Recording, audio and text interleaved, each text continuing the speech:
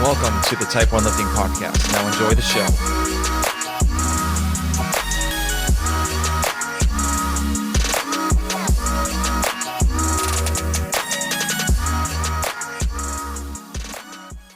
All right, guys, I want to tell you a little bit about Type 1 Lifting. So Type 1 Lifting is a clothing brand that proceeds of the shirts, the hats, and everything else go to the Children's Diabetes Foundation. This whole t-shirt company started from me taking care of a 5-year-old girl from the emergency department at the Children's Hospital I worked at in Atlanta for a while back. I thought I needed to do a little bit more than kind of just talk about my story. So this is how I started the clothing line, because I wanted to show people that even though diabetics have this really bad disease, we can still do amazing things in our life, and diabetes won't stop us reaching our goals. So go check out type1lifting.com. And, if you have any questions, you can always reach me out on Instagram. It's Type 1 Lifting, and hope you guys enjoy the show. Hey guys, we have a new sponsor for the Type 1 Lifting podcast. The company's called Liberté Lifestyle. So Liberté is a French word meaning freedom, and the company was founded on the desire to have freedom to choose what we want to do with our lives. I actually had the owner, Nicole, on my podcast on episode 28. So if you want to go back and listen to her, she talks about how she started the company and what she wants to do in the future with the company, which is pretty cool. So they actually have knee sleeves, wrist wraps, shirts, shorts. Love the knee sleeves. I have the ice cream knee sleeves and I love them so much. The neoprene's still good. The seams haven't split compared to other knee sleeves that I've had in the past. And I'm planning to keep these for a very, very long time. So Nicole actually gave me a promo code for you guys too. So it's all capital letters, TYPE and the number 1. So it's Type 1. So go to libertelifestyle.com, check out what they have in the store, use the promo code Type 1 and save some coin. Now let's go to the episode. All right, guys, welcome to a new episode of the Type 1 Lifting Podcast. Thank you for tuning in. I have a weightlifting coach and weightlifter, Andrew Stegelmann. How's it going? I'm doing well. Thanks for having me. Yeah, thank you for coming on. I know we've been kind of like talking back and forth and, trying to get me to do a meet, and I always get hurt at the time for some reason. So, but thank you for coming on. I really do appreciate it. Absolutely. So I was reading up on you a little bit. So you live in Nashville right now? Yes, correct. So I live in Georgia, so I've been to Nashville a couple times, only as like a visitor. So what is it like actually living in Nashville? It's fun. There's a lot to do. I came from Indiana where there's not a ton to do. So being here at first was super exciting. Obviously being able to like go downtown and with all the people and all that. But I guess, that wears off pretty quickly. So, we live, quite a ways outside of like downtown. But what I really like about being down here is all the stuff to do outdoors. So like all the parks and stuff that we can go out and kind of adventure in. So, yeah. Yeah. How's the coffee shops up there? They're pretty solid. Coffee scene is pretty good in Nashville. Okay. Are you a big coffee guy? Kind of yes and no. I mean, my wife is a big fan of she does social media, and so she always looks at the graffiti walls, and so it just so happens that most of the graffiti walls are all like coffee shops. So we kind of go in there and kind of have something. So yeah, it's interesting. So I'm not a coffee snob or anything like that. So that's just I don't know. Whatever works. Like iced Americano, no milk, barely any milk, and that's it. I'm good. Gotcha. I'm a big coffee guy. I really appreciate my coffee. So yeah. So what's your favorite? Like, what do you like making? I just do like pour overs. Okay. Yeah, just like hot coffee. Okay. But yeah, I can't do hot coffee. I've never could get used to like hot drinks at all. It's just always ice cold. I don't care if it's like negative 10 degrees out. It's like I'll still have a nice coffee in my hand. Yeah, it's a little tough during the summer when it's hot, but that's the way I prefer it. So okay, all right. And I was also reading up that your wife is actually a Michigan athlete from University of Michigan, correct? Correct. Yeah. So does that make you a Michigan fan, or how's that work? I've learned to tolerate them. Growing up in Indiana, I had a respectful disdain for Michigan. But yeah, that's actually where we met, was in Ann Arbor. I was coaching up there at the time. So while I was up there, I kind of learned to appreciate. I really like the city of Ann Arbor, Mhm. and then I guess I learned to appreciate Michigan a little bit more being up Okay. there. Yeah, I'm a big Michigan fan, and I've actually been to Ann Arbor, and I think it's a pretty cool place, especially like during like the fall, summertime. It's Hmm. great. Like wintertime, that I don't really care for it, so because it's too cold. It gets very cold. Yeah, yeah. Yes. So also I saw that you have a degree in biology, and also you have a doctorate in physical therapy. So was that kind of the path that you were like leaning towards as like like a a future career? No, not at all. Basically, from when I started high school, my goal was to go to med school. And I had taken the MCAT like my senior year of college, Hmm. and all that, and had my application ready to go. And I was like really stressing out about it. And I was like, I think I'll take a year off, kind of like reassess, maybe get some experience, and then maybe apply at the end of that year. Hmm. So that's when I started coaching, was when I graduated from college. And then through coaching, I was able to meet some pretty cool people that were doing physical therapy and were working with athletes. And that kind of opened my mind to pursuing that as a profession. So after a couple of years, I applied and ended up going to PT school. Okay. So do you still practice right now at a clinic, or are you I like never kind of did. never No. did? Okay. Yeah. The weird part about graduating in the middle of a pandemic was that there weren't a ton of jobs Hmm. available. And so my wife got a job down here. We moved down here. I was looking around for jobs, really couldn't find much. And I knew that at some point I wanted to run my own business. So I was like, what the heck? I'll just go for it and go ahead and start it. So I opened up in a CrossFit gym that I was coaching at. And that's kind of how I got started. So I mean, besides my clinical education in school, I never worked in a clinic. Okay. Do you still did you I know you get your CrossFit level 1 certification. Did you use it like while you were coaching at the gym, being like, "Hey, I'm a PT, like, well, and like, you may want to consider this instead of doing it this way." Was that what you're doing like when you're coaching? Yeah, a little bit. I was a really bad salesperson. I would give away way too much like free advice. Mhm. And kind of just my general philosophy with physical therapy is really not to overtreat, and to like reassure people that a lot of the small aches and pains that they deal with are usually going to resolve on their own. Mhm. So, someone would come up to me and they'd be like, my wrist is bothering me or my knee or whatever.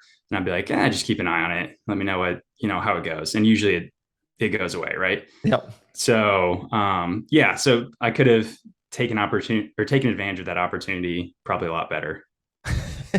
So what made you get into CrossFit?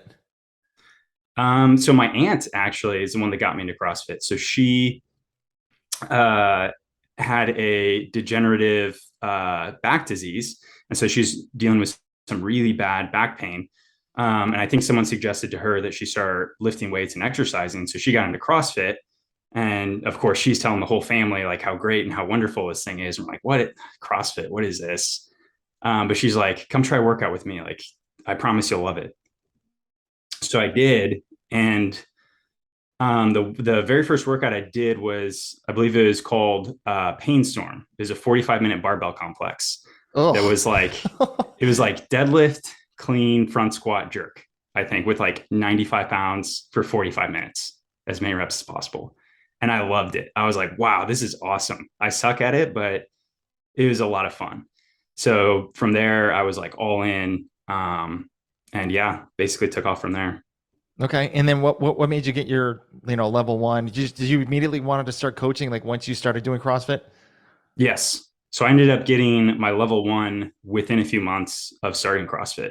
I was like, this is great. I'd always loved working out and had an athletic background. And I'm like, this is something I really want to get into. So I ended up doing my L1 pretty shortly thereafter. Okay. And then I mean, obviously you're into weightlifting right now, but what was the reason why you didn't really like stick to CrossFit and just like moved over to the weightlifting side? Let's see. I started CrossFit in 2013. Um, I did it for a few years. I actually moved up. Like I said, I moved up to Ann Arbor. There's an opportunity for me to work at a gym up there full time.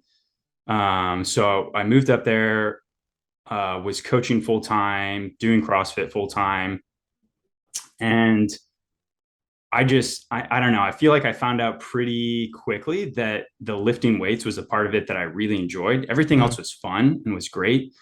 But I like pretty early on excelled at the lifting, especially the Olympic lifts, the snatch and the clean and jerk. So I really started to place more of an emphasis on those. And then we had a coach who came on board who had a really strong background in weightlifting at the gym I was at. And I was like, hey, I'm thinking about trying weightlifting. He's like, hey, I'll program for you and coach for you. So that was, I think, 2015 when I started doing that. And I pretty much, from that point on, just stuck with weightlifting. Okay. And were there's like some points of you like, like doing like getting programmed and stuff like that? Were you talking to that coach asking like, hey, how can I program for myself? Or like what, how do I program so I can make myself better if I don't have you involved?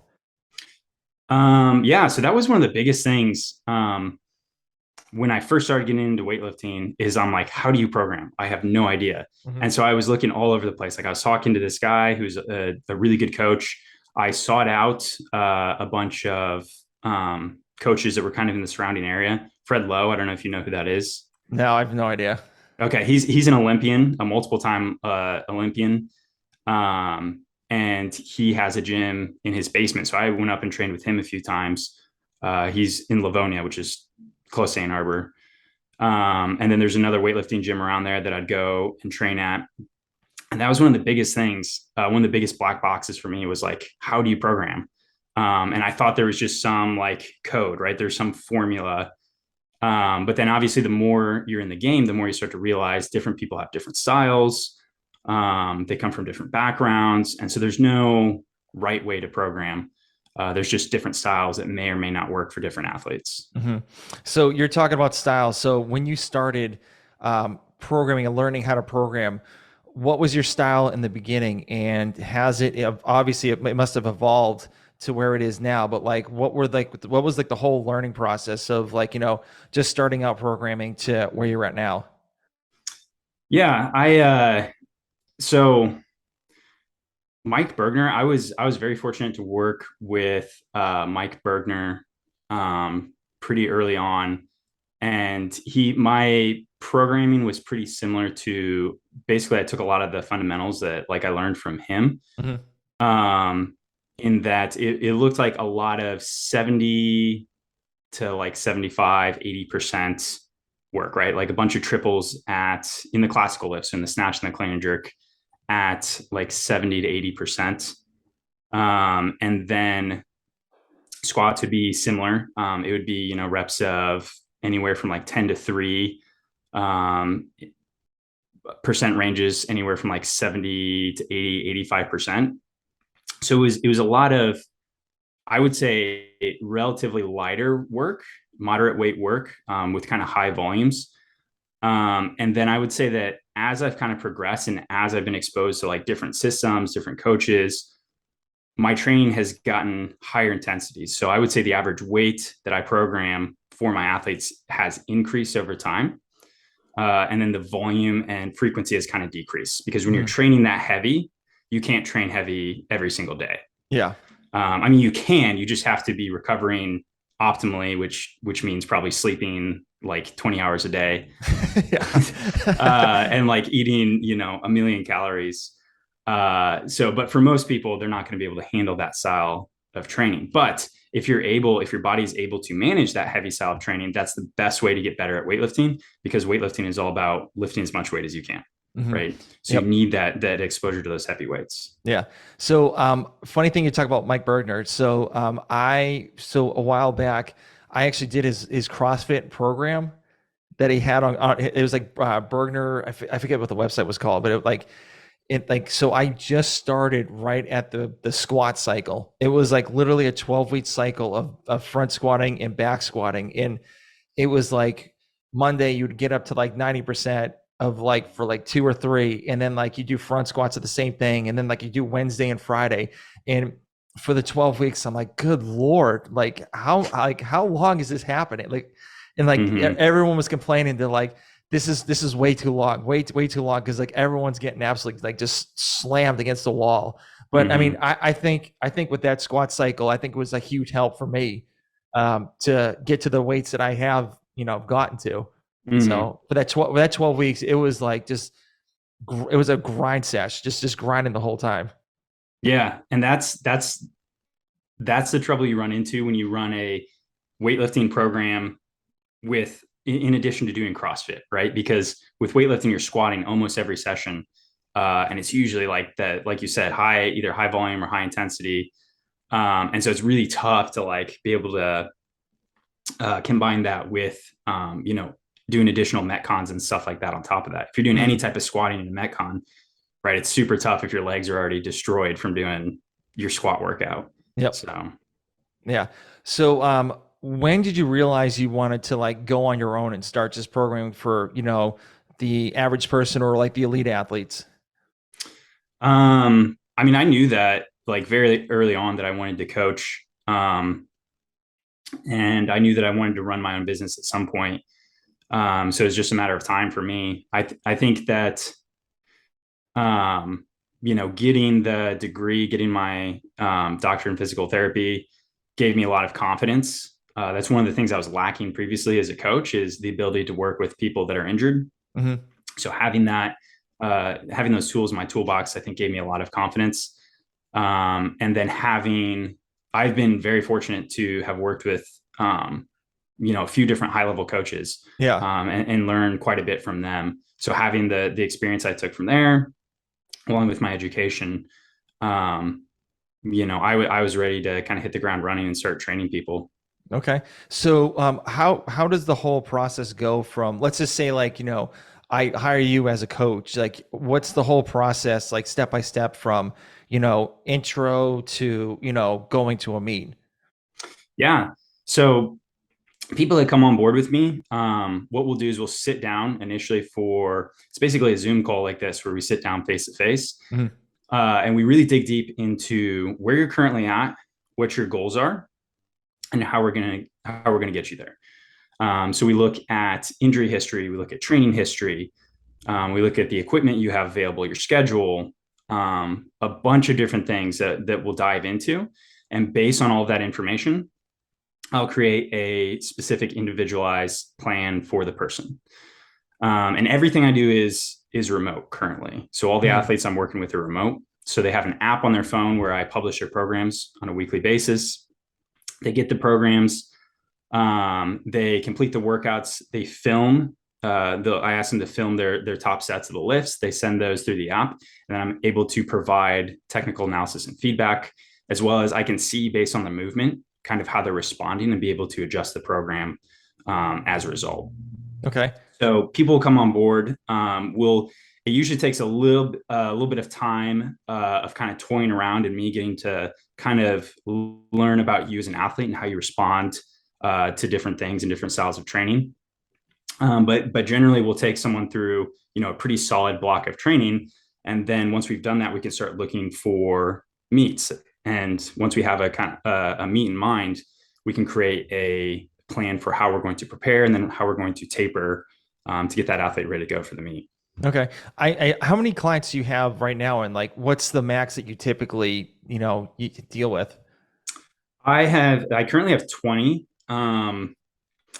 I am not sure what the max is. I would not sacrifice quality. If I felt as if I were having to sacrifice the quality of my product for my athletes, then I Mhm. would stop taking on athletes. I still feel like I have enough time to be able to continue to take people on at this time. So yeah, that's kind of where I'm at. Okay. So you're just kind of like testing like dipping your toes a little bit. I'm like, oh, maybe I'll take like three more, and then like see how that goes, and then kind of keep on going a little bit more and more. Yeah, I'm pretty selective too with who I take. I want people that are very very goal oriented, very motivated, and willing to put in the work. Because I know that if you are willing to do that, then I can help provide you with the tools to be able to get to where you want to go. But if you're not motivated, if you're not willing to put in the work, then we'd be wasting both our times if you tried to come on board. Yeah. So I've obviously I follow you on Instagram and stuff like that. And you actually do show pictures of like your clients actually progressing pretty well. I know there's like one guy I don't remember his name, but he's a real like tall skinny guy. Mm-hmm. And I've seen his lifts like progress a lot, like it's going up in weight, and I could see it. So with that, like what has been like your highlights of like training people and like seeing how they progress? So do you have like any like a couple in particular that you like, oh wow, like I can't believe you've gone from like here to here? So I think you're talking about Bull. His name is Aneth I think that's Bolusu. it. Yeah. Yeah, yeah, he's a great kid. Very, very good athlete, and he's one of those guys that, like I said, he's just willing to put in the work and grind, and it's been paying off. His squat, man, I can't remember what his squat was when we started, but basically, I asked him to do a set of 4 at 95% in the back squat, and he got 3 and barely missed the fourth one. So like if you're familiar with your percentages and like the numbers you can do, like that's pretty impressive. Plus, we've been doing a ton of squat volume and really pushing the squats. So he's actually we're doing a meet here in a few weeks on the 24th of September. So we're just kind of getting to the end of really pushing the squats. We're starting to taper and kind of prepare more for the classical lifts. Okay. But in terms of other kind of highlights, I mean, I've had I've coached athletes. I coach athletes on the local, national, and international levels. On the international level, it's masters athletes that have competed at Pan Am's. And then recently, I had a girl that competed at the Howard Cohen, which is a masters national level meet, and she took second at that. So Oh, nice. that was a pretty cool Yeah. experience. But yeah, I mean, I don't know. I'm proud of all my athletes, so it's hard to just pick a Yeah, few, I guess. I think I kind of threw. I thought I could just like give you a curveball on that one. So talking about the first gentleman, I forgot his name again. I'm sorry, but like, Aneth, yeah, Anna. yeah. So with him, like, I'm gonna pick on him a little bit. So, what was your whole goal for him? Like, were you trying to get him like to a higher weight class, or just kind of keep him in like a certain like weight class to kind of perform the way, like to perform at your standards? Yeah, he's it was interesting with him when he came on board with me. He's like, hey, I really enjoy weightlifting. It's something that's that's fun. I like being fit and exercising, and weightlifting is a fun way for me to do that. Right. And he's also a coach himself. So Okay. he coaches like fitness classes, and has personal training clients and stuff like that. So I think for him, it was also a way to kind of familiarize himself with weightlifting more so that he could start to use that as a modality. Hmm. But then as we started getting into it, anytime someone tells me that, I'm like, okay, I respect that, but I see the potential in you, and I see that you could be really good if you wanted to. So, we started to push and we started to increase. And the more he started doing it, the more he started enjoying it. And he ended up doing his first meet a few months ago.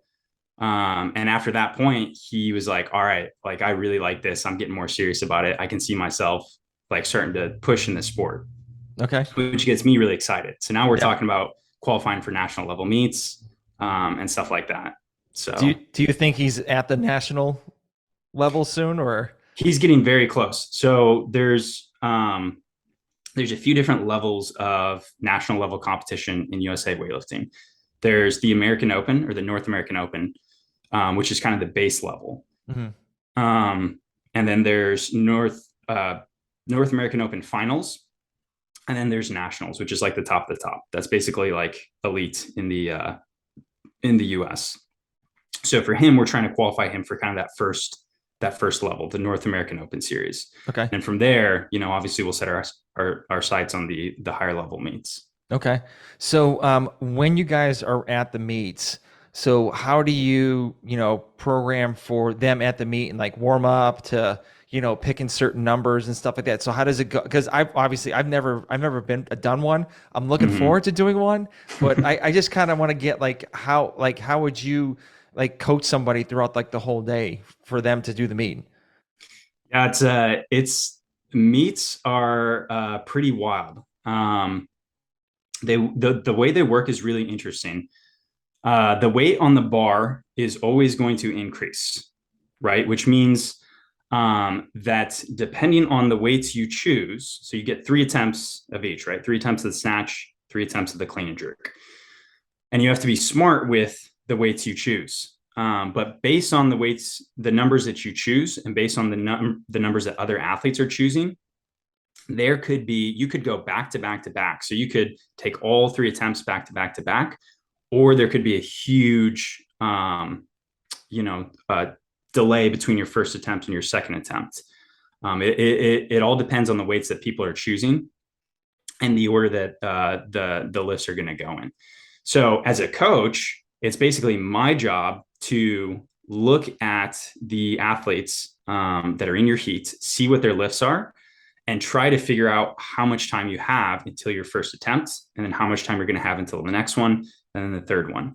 And based on that, we're going to space out your warm-ups, right? So for my athletes, I'll basically say, hey, we're going to take the bar for 3 reps, then we'll take 60 kilos, 80 kilos, 100 kilos, whatever that is, up until their first attempt. And then based on the amount of time there is until that attempt, I'll space out those warm-up attempts so that they're ready to go for that first attempt on the platform. Okay. And so it's kind of like a game too, because this is what I've seen from like weightlifting competitions and stuff. So let's just say like I want to lift like 295, and then my next lift is like 315 or something like that, or like they're 305. So you'll have another person kind of change their number just to kind of make you go quicker, and then you might lose a lift. So is that kind of how it works too as well? Yeah. So you won't see that as much at local meets, but once you start to get to national level meets, you'll see that a lot. Because at national level meets, everyone's going to be a lot closer in terms of the attempts they're taking, right? If you go to a local meet, you might have someone opening at 40 kilos and you might have someone opening at 120 kilos, right? So there's a huge difference there. Yeah. When you get to national level meets, everyone's a lot closer and the stakes are a lot higher, right? It's obviously a higher level of competition. So there's so much gamesmanship that goes into. Someone could be bluffing. They could say, hey, I'm going to open at 100 kilos, right? And as soon as it gets to them, boom, they bump up to 110. Because you get to change each attempt 3 times. Okay. So yeah, there's so much gamesmanship that goes on in the back room. And that's all the coach's job is to be able to look at the board, see how people are bumping around, and be able to adjust the game plan on the fly. And the athlete basically just sits there. And when the coach says, hey, lift that weight, they lift the weight and then they just sit back down. Yeah. So you want to keep, all the stress off the athlete and try to keep it on yourself as a coach. Yeah. Is there any like chatter in the back too, warming up at all from like other coaches to like other athletes? Like they all chirp at each other, or is it kind of like just everyone just keeps to themselves and like that's it? It's pretty respectful. I mean, some people try to play like games, like walking in front of you and like, doing stuff like that. But I mean, I don't think people are really like talking. I've never seen people like talking trash and stuff. So Yeah, so it's like almost like a CrossFit competition, just like kind of like everyone's all friendly for a little bit and they just kind of keep themselves and that's it. Yeah. I'd say Okay. similar. Yeah. Yeah. So you actually do weightlifting too as well. So what are your numbers right now, and are you looking to do some more competitions this year? Yes, absolutely. So my best numbers in competition are 115. So that's like 255, somewhere in that range. And then 160, which is 352 Dag. in the clean and jerk. Yeah. And then in training, I've cleaned 160 and I've jerked 180, which is close to 400. So my jerk is my strongest lift by far. Insane. And how tall are you? About 6 foot, 5'11". Okay. All right. Yeah, that's awesome. So I heard I was listening to like somebody on the Barbell Shrugged like a long time ago about like your percentages in like the weightlifting movements. So do you have like a certain percentage you want to kind of keep it in, like like a 30% gap between like your top set for your snatch and like your maybe your top set for your clean and jerk, or what's the game plan for you? Yeah, so those percentages are good kind of place to start, but everyone's going to be different. Certain people are going to have strengths and weaknesses that are different. That people are going to be built different. When it comes to the squats, I actually posted something about this recently, but my goal is always to just push the squat as heavy as we can. Because usually, when you push the squat up, especially the clean and jerk is going to come up with it. The snatch is a little bit less related to like absolute strength. But in general, if you push the squat up, kind of everything else tends to follow. Um, there is such thing as kind of like being excessive, or once you get to a certain level, if you continue to push the squat and you continue to put effort into pushing that up, whereas your lifts are down here, then you're kind of wasting energy that could be going into the classical lifts. But very few people are at that point where their squat is so enormously strong that they don't have to worry about pushing it up anymore. Mm, okay. So what do you do with people that get the stripper booty? That's a good question.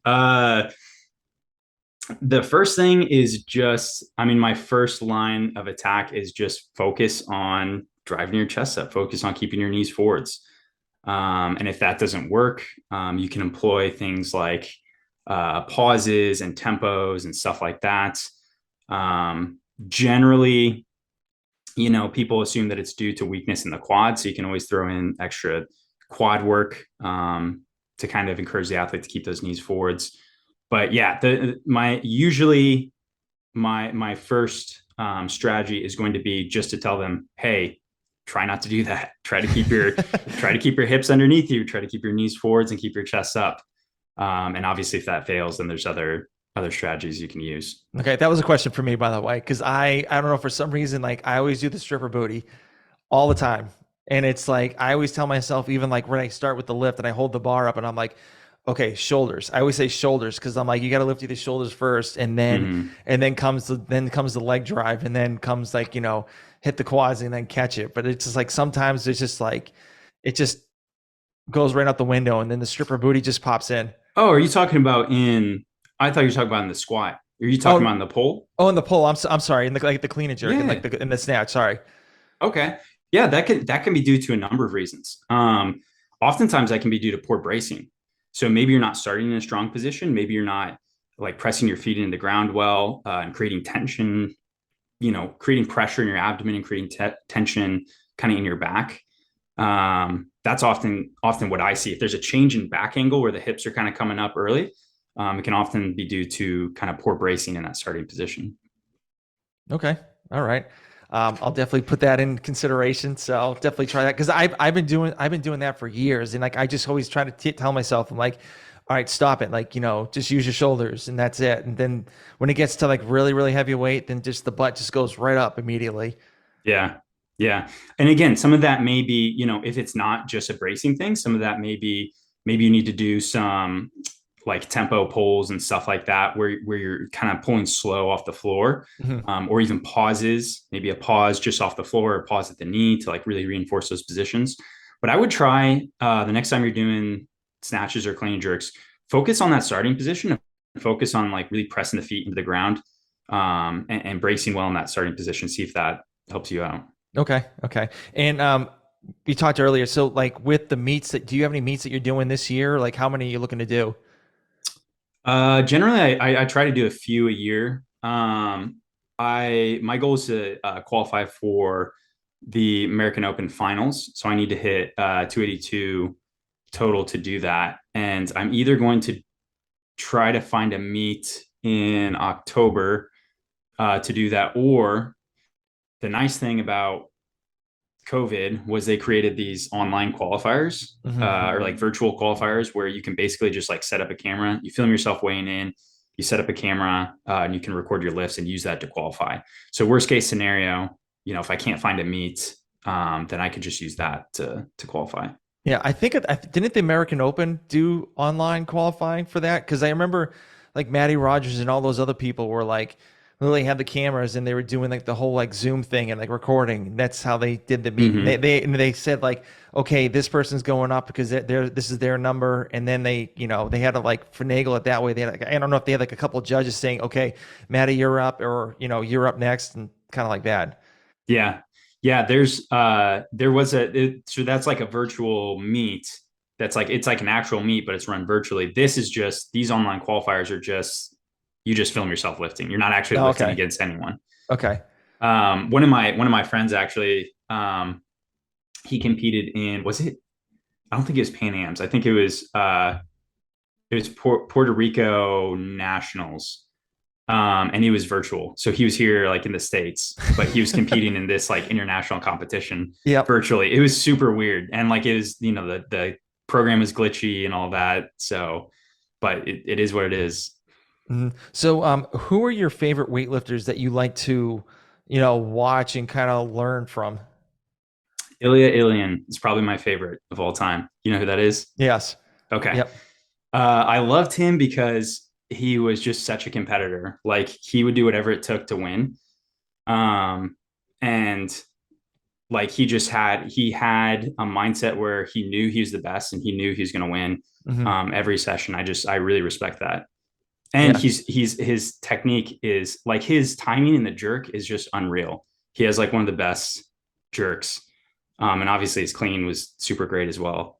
Yeah. I remember when he won the world record at the Mm-hmm. time and he did the jerk and it was just like it like especially in slow motion of him just catching it and just slowly bringing the back leg up just to Yep. stand up and then like after he was done he just like literally put his hands out like this and like he Yep. was like I'm like he's definitely a showman to tell you like Yes. definitely a showman like and especially Yeah. after any lift he would always raise his hand saying like are you not entertained Yep. kind of deal. He was a lot of fun to watch. He was like a rock star in weightlifting, basically. Yeah, so So I haven't heard much about him lately, so what's happened with him? yeah. So did you hear that he got popped? Yeah, I remember hearing that. Yeah. Yeah. Which was really unfortunate. Um, that's a whole nother rabbit hole talking about like, PD use in sports. But after that, obviously it's really hard to come back from that. And from what I understand, he was kind of, um, the national team kind of like threw him aside and like basically abandoned him and like disowned him. Which, they're likely the ones that are like administering these drugs to him. Yeah. So to kind of turn around and do that is it's a tough situation. But I mean, he's still lifting, but obviously nowhere near at the level he was, back in like 2015. Yeah. So I also heard that the Olympics are not bringing the Olympic weightlifting competition back. What are your thoughts on that? Yeah, there's a lot of corruption and a lot of BS in the sport with the whole like testing and like PD use and stuff like that. And so, I mean, I see where they're coming from, right? Like people keep testing positive for drugs. And they keep saying, hey, if people are testing positive, they keep cutting the field down. So fewer and fewer athletes are competing in the Olympics, and it just keeps happening. So I see where they're coming from. It's really unfortunate that that's happening because weightlifting is, it's like one of the oldest sports, and Hmm. it'd be really sad to not see it in the Olympics. But there are other competitions. Worlds is such a huge competition for weightlifting, so it's not the end of the world if weightlifting gets kicked out of the Olympics. Yeah. So do you think people can make some good money out of just doing weightlifting? Because I know it's not like a well-known sport like, at the NFL and like basketball or anything like that. But do you think someone can actually manage like a good lifestyle with like just doing weightlifting? So Ilya got paid. I think he got $1 million in a car or something like that for every gold he won on the international stage. Nice. But yeah, that's in America. No, that's not happening. I think our athletes, the U.S. athletes, get like a stipend um, that they can use on like living expenses and stuff like that. But no, I mean, aside from getting like a bunch of sponsors, and like even so, even if you have like a bunch of sponsors, you're probably not going to make great money. Yep. I mean, I think a lot of people are coaching to kind of bring in extra money on the side and stuff like that. So yeah, no, you don't do weightlifting for, to get rich. Yeah. So what do you have like any ideas or like any thoughts that could help them, sustain a better lifestyle with weightlifting? I mean, yeah, that's tough. There was like, I mean, the IOC, or sorry, the Olympic Training Center, OTC, was a spot where like athletes could go and basically again, they'd have like a stipend, they'd have a place to like live and like train and stuff like that. So it's not gonna support like a great lifestyle outside of weightlifting, but at Yeah. least it's a place where if you're passionate about it, you have the opportunity to kind of train full time and just worry about that. Yeah. So, do you think that the on YouTube, like Weightlifting House and like Zach Talander, I think Mm-hmm. I don't know if I said his name right, but do you think Mm-hmm. like those guys and like other people in like the weightlifting space are helping the community kind of make this like community grow a little bit more? Yeah, for sure. I mean, everyone knows it. Like CrossFit was like the greatest thing for weightlifting, right? I mean, Yeah. that's how I got into weightlifting. That's Yep. how a ton of people have gotten into weightlifting. And Zach Thielander, I'm pretty sure he same thing was it came from like CrossFit. And Seb actually from Weightlifting House, he came from CrossFit as well. Um, so where was I going with that? I can't remember. About YouTube and like getting like, more Okay. eyes on weightlifting. Yeah. So yeah. I think, with Weightlifting House, I think Seb is doing a really great job of like growing the sport and like making it more mainstream. Um, so yeah, I mean, it can't hurt. I think more exposure is good for the sport, I guess. Yeah. Do you want to do a YouTube channel? No, I tried early on. I'm like, this is so much work. I don't have the time to like sit down here and like edit these videos. And yeah. Yeah, it's hard. It's even like just creating content all the time. You're like, okay, this is what I want to do this time, and like you could only I mean you could only really do so much on the snatch and the clean and jerk. Hmm. So I mean you can only see so much, but like maybe you could see like a couple of people like lifting a certain like certain amount of kilograms. And you're like, oh, okay, that's crazy, and then another person kind of doing the same thing too, but like. I don't know. I don't know if you could do really anything else. Maybe like videotape like accessory works or something like that, or just like I I don't know. Yeah. I mean, for someone that's like a purist weightlifter like myself, I mean, it's always just great to see high level lifters lifting heavy weights, right? Even Hmm. though it's like, hey, this isn't the most weight that's ever been done before. It's still, I appreciate like just going through, and seeing like hook grip, and like all those different accounts that are posting these videos. Like, it's always great to see high level athletes doing their thing, and especially if you're like really into the sport. I Yeah, think. I agree. So I'm always watching like the Chinese lifters lift because they're like just insane. And I always wanted to ask like a weightlifter this question. So why has China been like so dominant for like so amount of time, like so long? Like how does this happen? That's a very good question. And I don't think we entirely have the answer. Um, they tend to dominate more of the smaller weight classes. So Yeah. not so much, the heavier weights, the supers. Um, they've got a huge pool of athletes, right? I mean, China's massive. Hmm. They have these state funded training camps where, a bunch of athletes get funneled in. They get to take their pick of like the best ones. And they have a system that, a standardized like basically state system that they've been working with, for years and like perfecting for years. So what is the exact answer? I don't know. But I just know that they have a ton of athletes to choose from, and there's people that are like third string on like the Chinese national team that would be world record holders if the other two people weren't there, right? Like Yeah. their depth is just insane. Yeah, So when you get like millions and millions of people, and then like you can kind of like pick whatever you want, or like the country picks like what you want to do. Like, oh, you're weightlifting that you're gonna be a weightlifter now. mm-hmm. So yeah, I mean, Yep. I could see that. Yeah, definitely. Um, so I kind of want to go back with like when you with you coaching. So you said you've met a whole bunch of coaches that are like very high up in the weightlifting space. Mm-hmm. What have some of the coaches that you've trained with, and what have you learned from them that actually goes into your programming? Yeah. So Fred Lowe, like I said, he's one of the people that I worked with early on. Basically, both him and Bergner, I kind of took away a lot of the same things from both of them. The biggest thing is keep it simple. I see this all the time with like people that are just starting or like new coaches who are just starting to coach. They're trying to like totally overcomplicate and like dig into all the like small faults and like details of like movement, which was me when I was starting.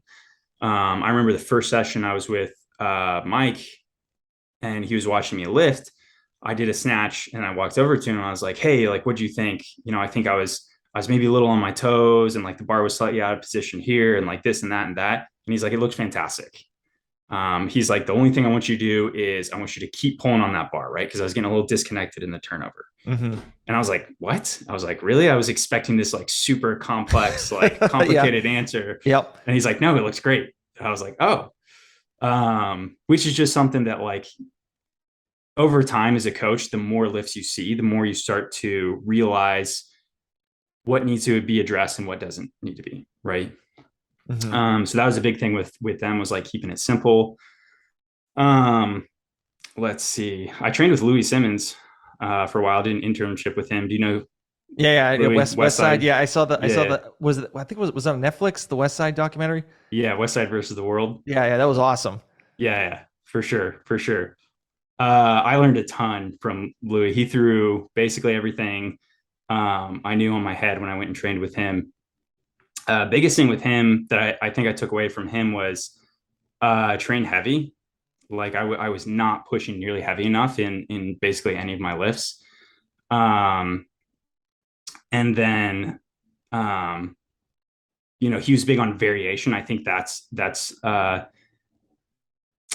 different coaches will have different opinions on whether training needs to be super specific, so just snatch and clean and jerk, or whether you need a lot of different exercise and a lot of variation. um, I kind of go back and forth, and with my athletes I'll sometimes go through phases of being more specific, and then phases of being more general and kind of working different capabilities and stuff like that. So a lot of that I took away from Lou. And then with him is also just like hard work, man. Like you just got to work hard if you want to be strong, which I think some people don't appreciate. So let's see. Then when I moved down here to Nashville, I trained with Osman Manzanares, who's he's a former Olympian. Um, and with his style, it was actually so. It's funny, the way he programmed when I first came in and started training with him was not that different from kind of what Louis suggested at Westside, which was 1 day a week is kind of max effort, or like you're building up to a max in the snatch and the clean and jerk. And then the other days are going to be more kind of dynamic effort, or like speed days where you're working with percentages, Mm-hmm. and kind of doing more reps and stuff like that. Obviously, it's a little bit different with weightlifting, but kind of a very similar type of approach, and similar in that the percentages were super high. So like I said, when I first started out, I was training at I'd go through blocks of like 70, 75, maybe 80%. I remember coming down here and basically training would start at 80% and up. Basically, the lightest weights that we'd kind of hit would be 80%. And from Mm-hmm. there, it would only be heavier. So again, that style of training, it's great, but you have to be very smart with um, how you have to monitor the athlete's response and monitor their fatigue level, because you can get overtrained really quickly Yeah. if you're training that way. Yeah. So I think Cal Strength does something like that. They do like a max out Friday. Yeah, yeah, yeah. A lot of coaches will do that. They'll have like a heavy, 1 day a week that's heavy, whether it's the snatch and clean and jerk or whether it's some variation. But yeah, that way, like I said, the weightlifting is the sport of lifting as much as you can in the snatch and the clean and jerk. So you probably want to do that pretty often, Yeah. if you're going to be good at weightlifting. So Yeah, definitely. So we're getting close to the end. So I had one of the questions was about the raccoon and the fox, but that was your two cats. So how yeah, many animals do you have?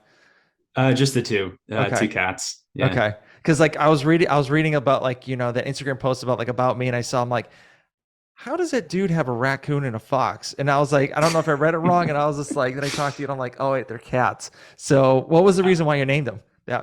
I don't know. I don't Yeah. know. That's my wife and I. We got them in when I was in PT school in 2017, I think. We just thought those names were cute, I guess. Okay. Okay. So are you looking to like move out of Nashville at all? Or you just like you're gonna be there for good?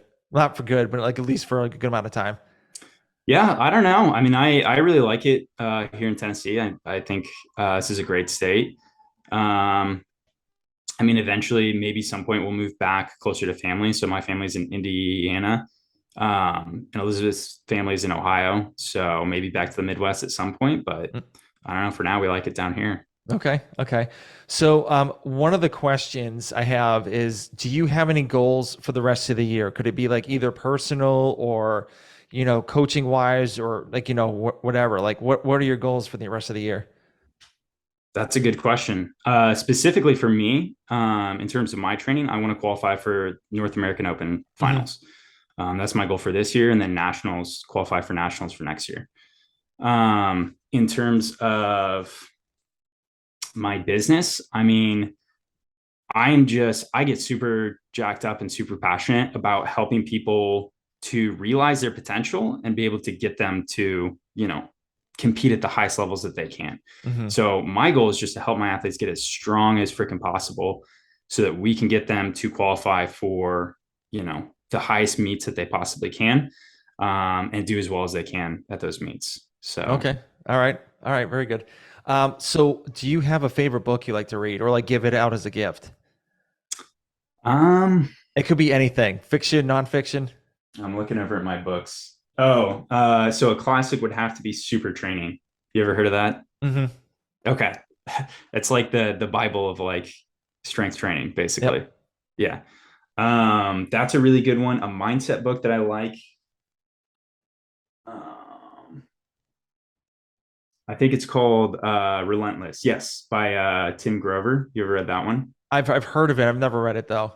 Okay, that's a good. I'm really big on like mindset stuff, and I think that was a really big book for me. So yeah. Okay. Um, so hold on. What is in your gym bag? um, Shoes, tape, some knee sleeves, a belt, but I don't use my belt anymore at all. Wow, that's impressive. Um, AirPods. That's it. So do you lift with the AirPods in your ear? Sometimes, yeah. Yeah, I can't do that because I've done it once and I snatched and like the AirPod just like fell out of my ear and just like landed on the floor. And so I was like holding the bar up and I'm like, so I kind of like moved out of the way a little bit and kind of dropped it so I didn't have to, So you didn't crush them. yeah, yeah, Yeah, exactly. So yeah, I don't lift with any AirPods in me whatsoever. gotcha. All right. So now we're getting a little deep on this one. So let's just say this is your, last day on earth. You're lying in your bed and you have all your friends around you. How do you want people to know you as? Oh man, that's tough.